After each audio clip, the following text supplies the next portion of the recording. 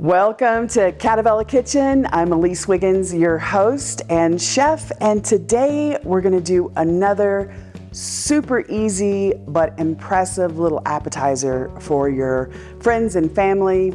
And this one's extra special because this is actually gluten-free. It's all cheesy naughtiness, but it's also gluten-free, so you don't have to worry about all of your family members or whatever that are either gluten insensitive or intolerant. Baby brother, this one's for you. So simple ingredients. Oh, I gotta tell you, it's called Parmesan Pearls, right? And it literally just becomes a little pearl after we fry it.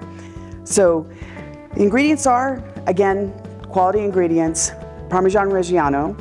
And the secret to this is that you have to have super, super fine ground Parmesan. You cannot get it pre-ground. Nothing that's in a bag, because those are usually coated with anti-caking agents, starch, and things like that. And it'll prevent it from binding together.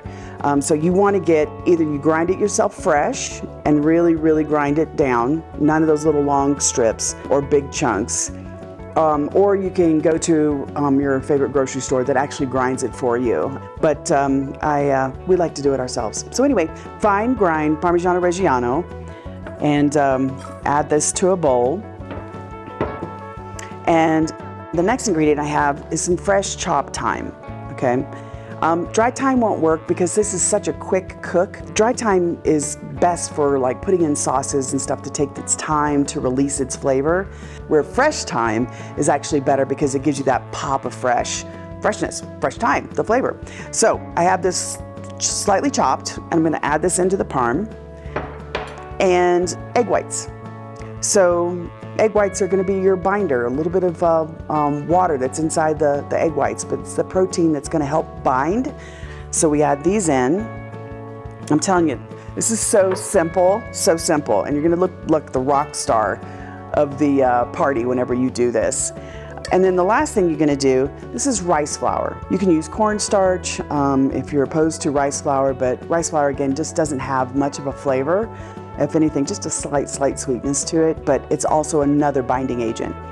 So just a little bit of that. And then the last thing we're gonna do is literally just mix this up. I mean, it's so simple. Now, the key to this is you let this sit, I would say at least an hour in your fridge, because you need that egg white and the rice flour time to kind of like all blend and create kind of a cheese dough, if you will. But it only takes about an hour. I like to do it overnight, so I'm not worried about it. I literally just mix it up, put this whole mix into the refrigerator, let it sit overnight. And then the next day, it's super simple. You just ball it up, make little balls. I have a little fryer that's right here, so you can see, and I'll show you the texture. Again, it's just a little wet, just slightly wet, but it's malleable, just a really pleasant dough. So we'll set this aside because, again, that goes in the fridge. All right, so here's the dough that I had set out overnight. As you can see, it's like, still almost the same consistency, but it's completely hydrated all the way through with the egg whites. And all you do is, you can use a tiny scoop if you want, a little ice cream scooper if you want them all exactly the same, or you can use a digital scale if you're like that. But I just eyeball it, and basically I make this like a 1.5 bite size.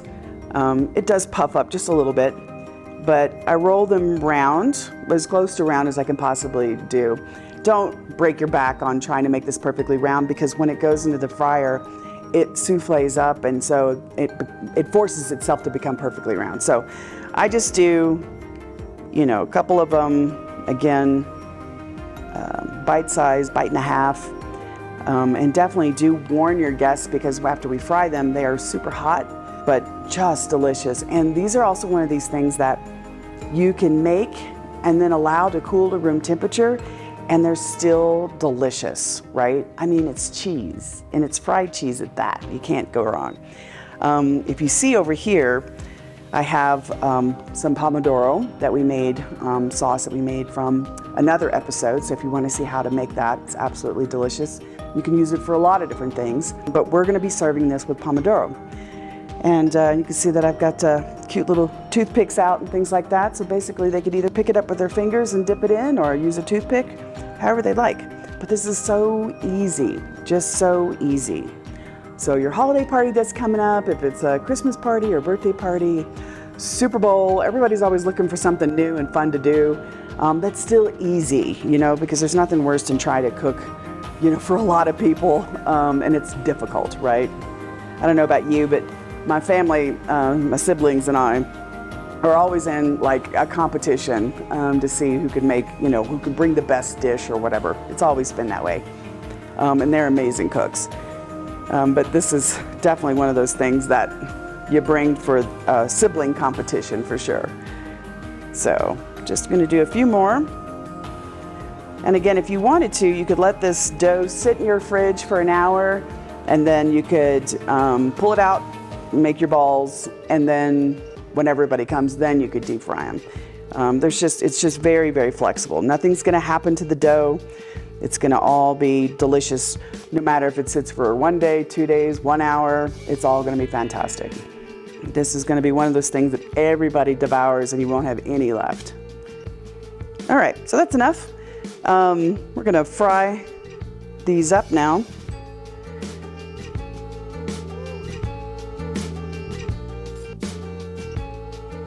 I like to spread them out because you know how cheese is. Cheese likes to, they're like teenagers, they like to hang out together, so you want to keep them kind of separate, right?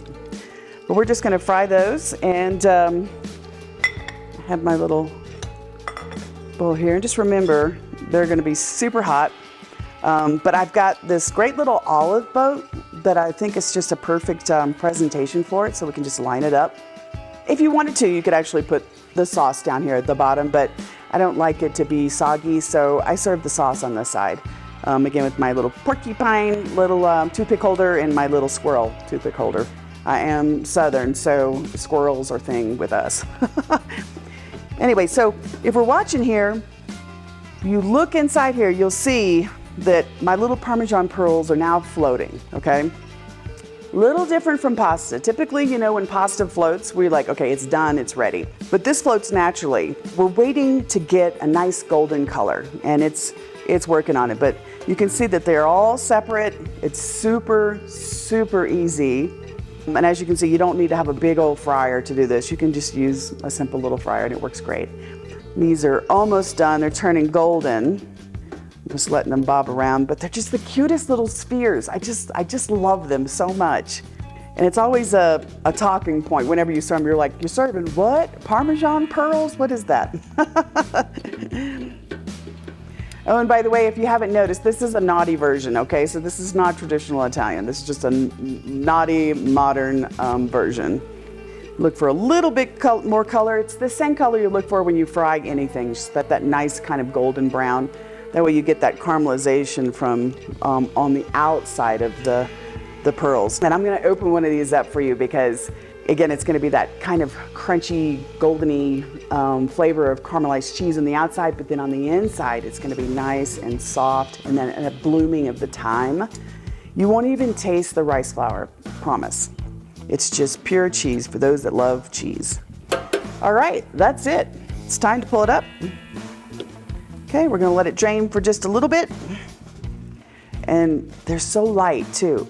When you roll them, that's one of the things that you're gonna be impressed with, is how light they are. Now, if you wanted to, you could do a whole nother layer, because as cheese cooks, you know, the flavor changes. We all know that, right? Just intensifies. If you really wanted to be naughty, you could roll these in more grated Parmesan that's fresh, and a little black pepper or something, but I think they're delicious as they are right now. So, actually, I'm gonna put these into the bowl. You could hear that, you'll hear that little crunch. Love it. And you could smell it. It's almost like cheese nips, is that what that is? Like, anyway, so then from here, just a fun little presentation with this olive boat.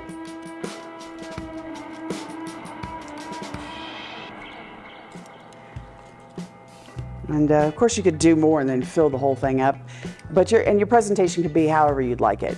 But a quick little dip in pomodoro, just delicious. But I'm gonna open one of these up just so you can see. So if we can get a zoom in on that. And look how it's nice and gooey on the inside, but then crunchy and chewy on the outside. And so, and the longer this cooks, like the more it kind of souffles. So it's absolutely delicious. And then from here, again, you can just take a little dip in your pomodoro and enjoy. This is Parmesan Pearls. Have you come watch the next episode and see all the fun, naughty things that we're gonna do.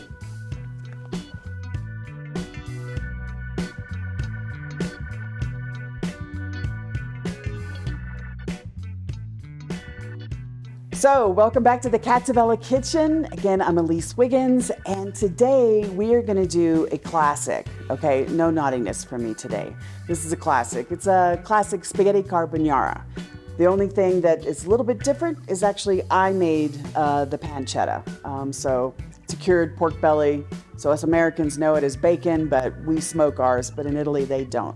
So, you can learn how to cure your own pancetta, saves you a lot of money in my cookbook that's coming out, but you can also learn it in another episode. So let's get started. Let's take a look at the ingredients. First thing I want to show you is, again, I keep talking about fine grated Parmigiano, okay? And the way that you can do it is, this is an authentic grater that's from Italy. You can take your time to do that. These work wonders, and you have them in, it catches in your little box right here. And they make them even bigger so you can grate a lot. But if you have a box grater that has this particular grating action on it, it will get you that fine cheese that you want. Also, a food processor will do that. But just, you got to make sure that it's super, super fine, because an emulsification happens when we add pasta water and the cheese together. And if the cheese is not super fine, it won't emulsify and become creamy. It'll just get thick, stick together, and go to the bottom. And I think we've all had that horrible experience.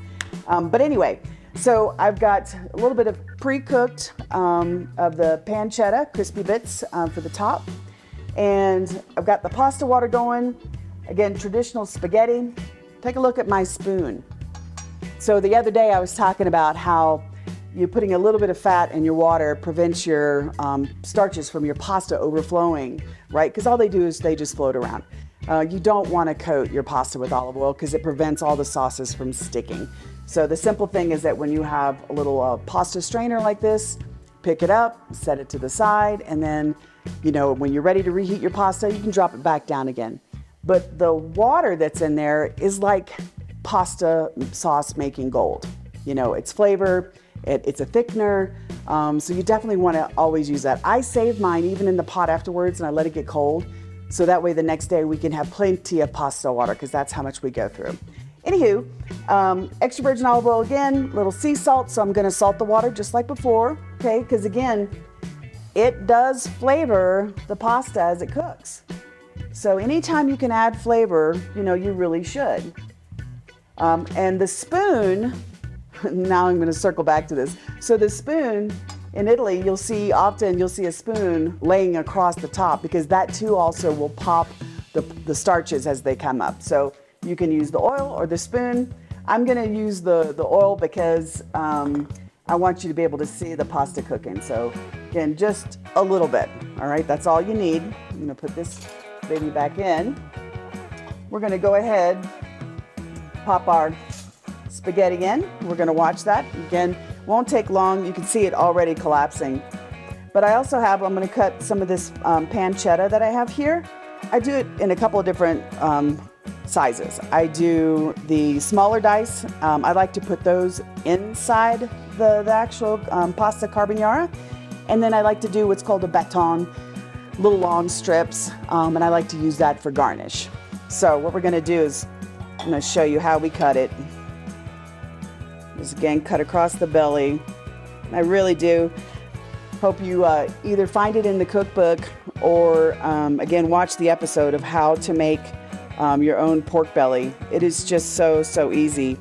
Also, guanciale, pork jowl or cheek, is used for the carbonara as well, but I know that it's usually a little bit more difficult for people to find pork cheek or whatever. But I can tell you that, again, if you go to Tonali's, which is a local Italian meat purveyor, a good Italian family, they also sell the pork cheek. So, and you can ask them for it and get a really good deal. So anyway, just gonna aid the pasta just a little bit. Now we're gonna crisp up our pancetta. I'm gonna add just a little bit of oil to help it out.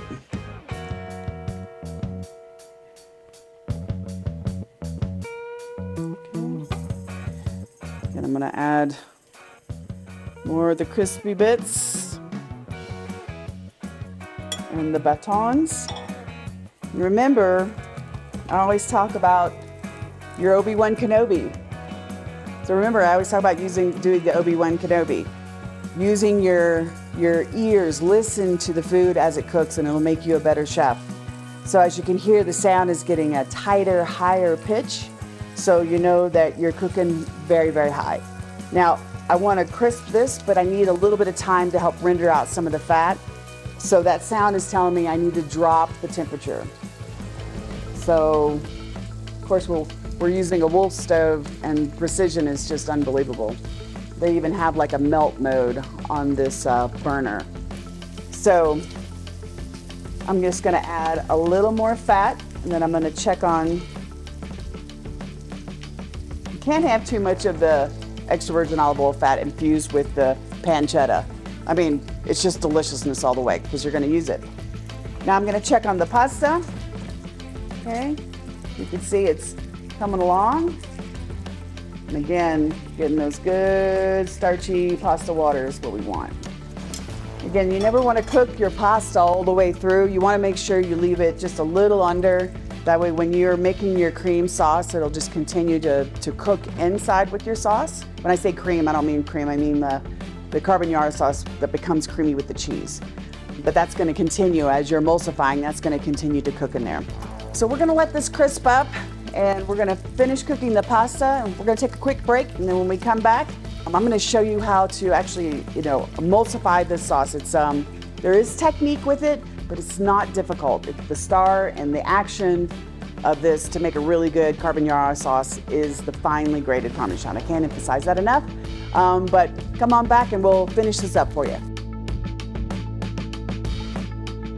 All right, welcome back. We're gonna finish up this carbonara. So you can see, and we have lots and lots of this good pancetta infused fat and oil, okay? Which is crucial part of actually making the carbonara. We use the fat within the sauce. In here, I ladled out some pasta water, okay? Again, remember I was telling you that's so important. What I like to do is ladle some of it out so it actually cools down a little bit. The tricky part of making this emulsification is making sure that the cheese doesn't cook too quickly, because as we all know, when cheese cooks and sets, it becomes really soft and gooey.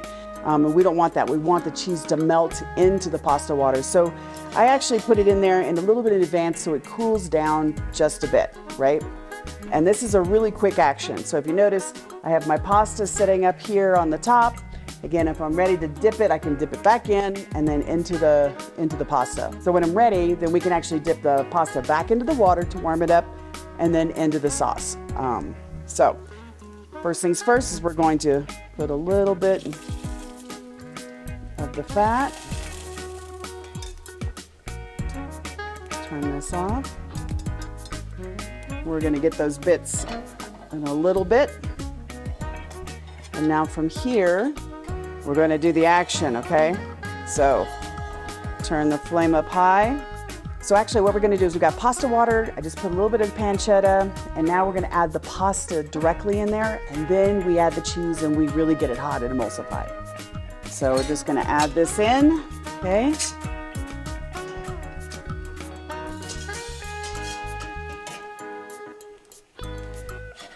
Okay, as the water heats up, I can tell right now we're probably going to need more pasta water, so I'm just going to add it. And as this water comes to a boil, I always add the cheese right into where it's actually boiling. And if you see that, immediately the water becomes creamy, right? And remember how I was teaching you the other day about sauteing? It's a motion that says, come here, okay? And you just keep tossing. I'm gonna do more cheese. And again, nice flame, and we're just gonna keep tossing. And again, all that broth is all that extra broth that is gonna warm up the pasta, and it just gets creamy. You see how creamy that color looks? Again, it's just that pasta is perfectly al dente. We're gonna add some of the pancetta. It's part of the, again, save the rest for the top.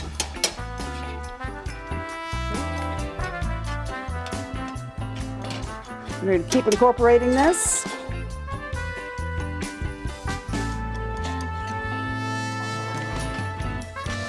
All right, so I'm in need for more cheese. So I'm going to grab some more cheese, and we're going to take a quick little break, and we'll be right back.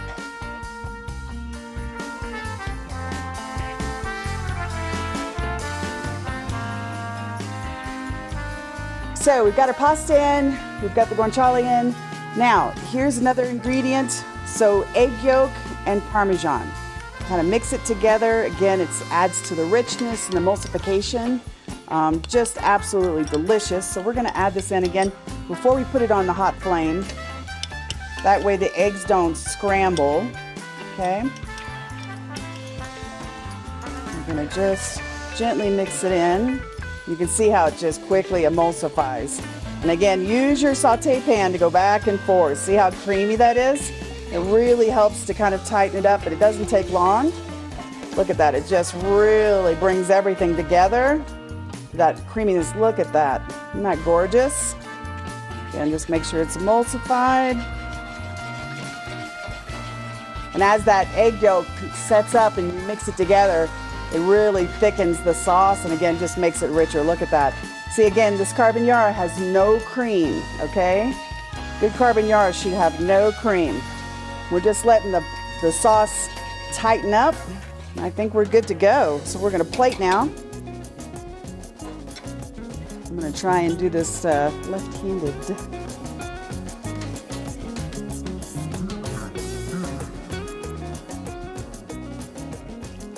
Whoops.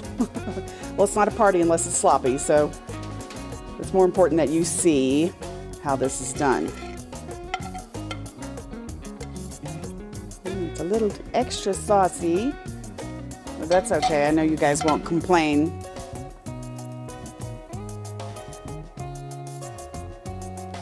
That's because I poured it left-handed, but normally you wouldn't do the extra sauce. The last thing we're gonna do is put a little bit of croutons. Actually, I can't stand it, so I'm gonna take some of that sauce off because the perfectionist in me, right? You can save that for somebody else's dish. There we go, that's better. Just gonna clean the bowl up. Okay, and again, more Parmigiano, can't go wrong with that. Crispy pancetta on top. We're gonna add a little bit more of that pancetta fat, because again, that's part of the flavor. It's got all those herbs and everything in there. It's all part of it. Of course, again, good extra virgin olive oil. There we go. The classic carbonara. Delicious, authentic, nothing naughty about it. If you want to learn how to do the pancetta in your house, way cheaper than buying it and often much, much, much better. Look out for the cookbook, the recipe's in there, or just tune back in to learn how to do pancetta on another episode.